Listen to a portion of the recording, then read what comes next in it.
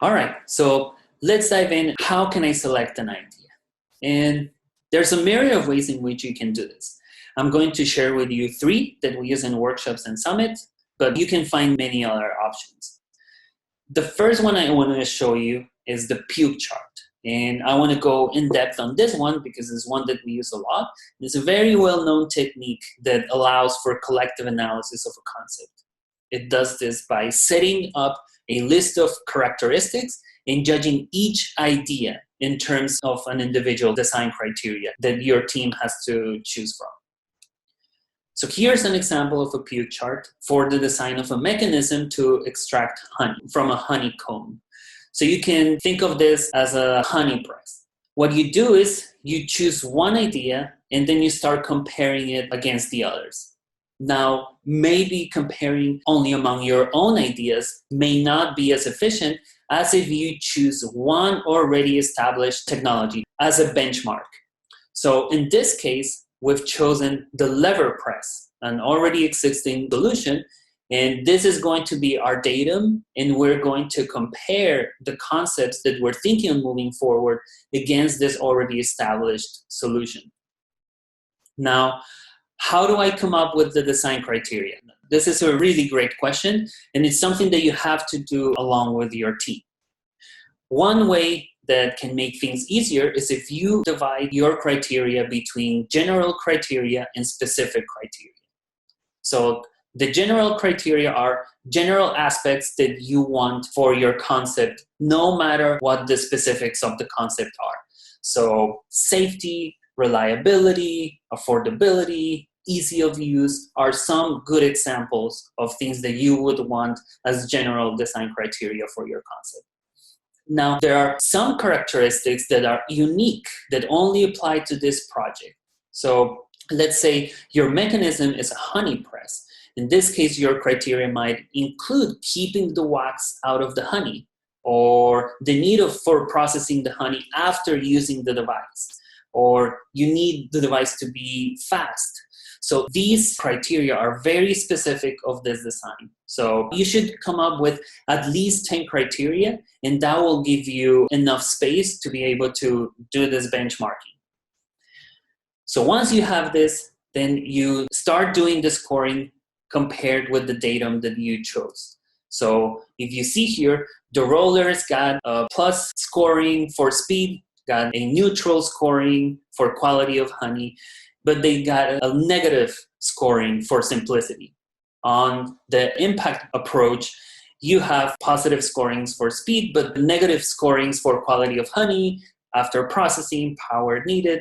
So you start tallying these results at the end of the table, and then you start seeing which of these concepts is meeting more of these criteria than the others.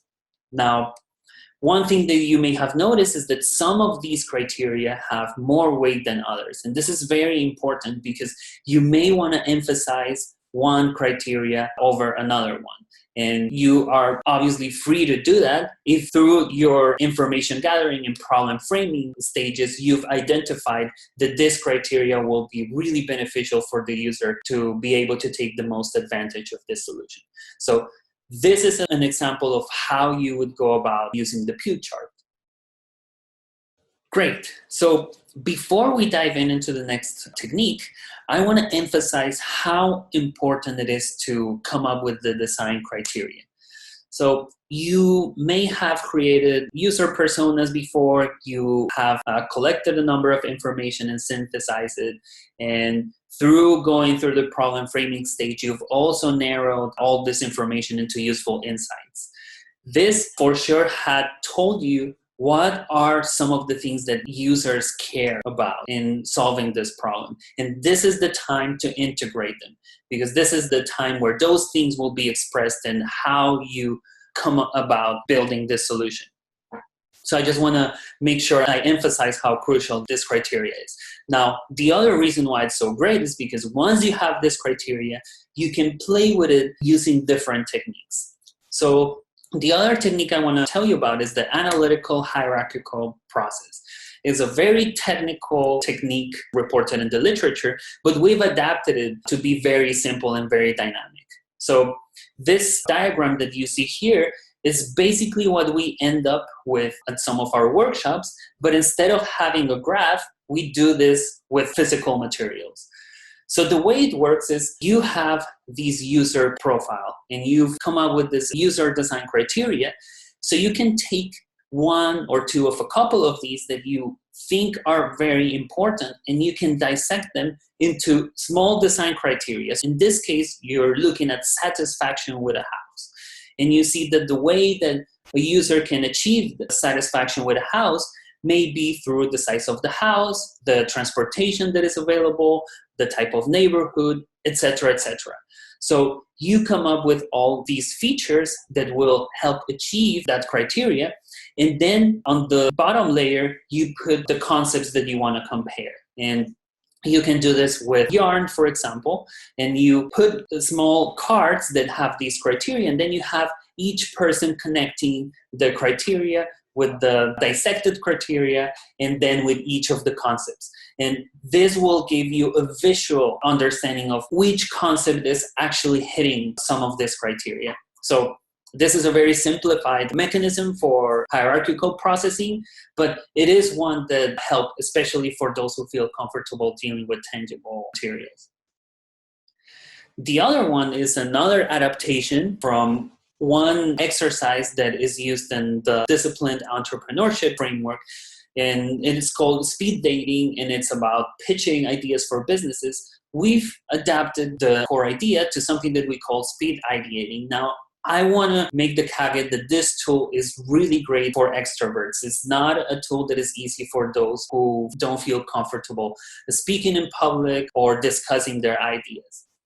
So the way it works is you have this little card like the one that you're seeing on the screen that has your name, that has you writing a very brief summary of what's your concept, and then describe your concept according to some very general criteria.